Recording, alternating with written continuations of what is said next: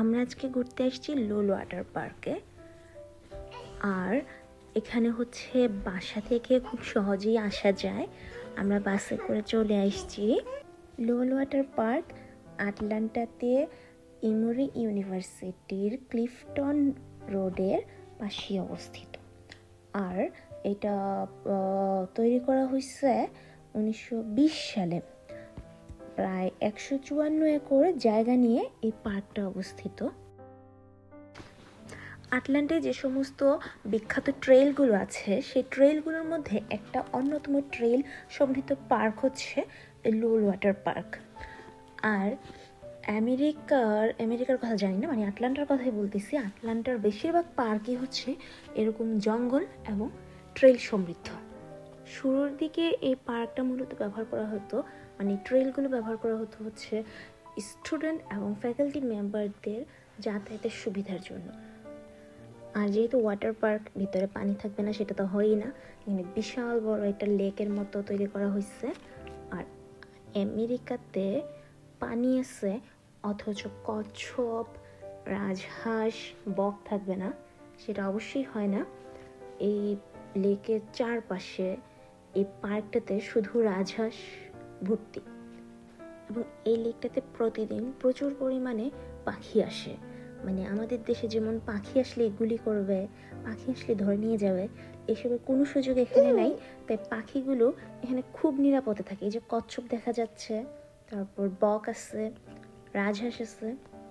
আর এই পার্কের একটা বিশেষ দৃষ্টিনন্দন অংশ হলো এই বাড়িটা, যেটা 1926 সালে কোকাকোলা কোম্পানির মালিকের ছেলে হচ্ছে ওয়াল্টার ক্যান্ডলার, তার জন্য তৈরি করা হয়।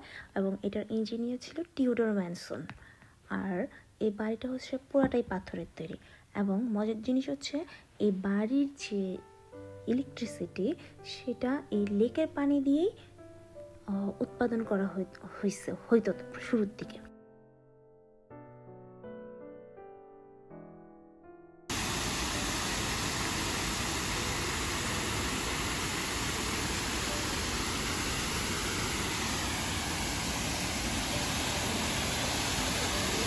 বাইকটা চলবে না, তাই না?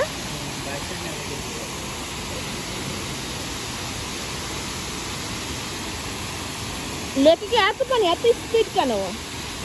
এত স্পিড কেন পানি? তাই মহাদেশের সাগর থেকে পানি পড়তেছে, মহাদেশের ঝর্ণা থেকে পানি পড়তেছে। যে পানির ফ্লোটা আছে এটার পাশে যে বাড়িটা দেখা যাচ্ছে এটা হচ্ছে ছাদ খোলা বাড়ি। এই বাড়ির ভিতরেই তখন জেনারেটরের সবকিছু ছিল।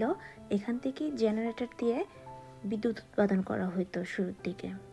এখন অবশ্য জেনারেটরে কিছু নাই, সব সরাই ফেলা হয়েছে। এই পার্কটাতে প্রচুর পরিমাণ মানুষ হাঁটতে আসে, কেউ বিকালে হাঁটতে আসে, কেউ সকালে হাঁটতে আসে।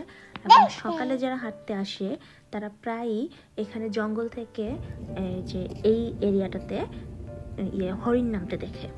আর আমরা তো বিকালে গিয়েছিলাম, অনেক মানুষ ছিল, তাই কোনো হরিণ আসে নাই, আমরা হরিণ দেখতে পাই নাই। তবে আমাদের সাথে অনেকেই এখানে সকালে গিয়ে হরিণ দেখতে পারছে। আর এখানে প্রচুর বিভিন্ন প্রজাতির গাছ আছে, এত প্রজাতির গাছ এখানে আছে। আর এখানে হাঁটতে হাঁটতে আমি বাংলাদেশের ফার্ন উদ্ভিদ পাইলাম, তো ফার্ন উদ্ভিদের একটা ছবি নিলাম, তারপরে বের হয়ে গেলাম। Bye bye.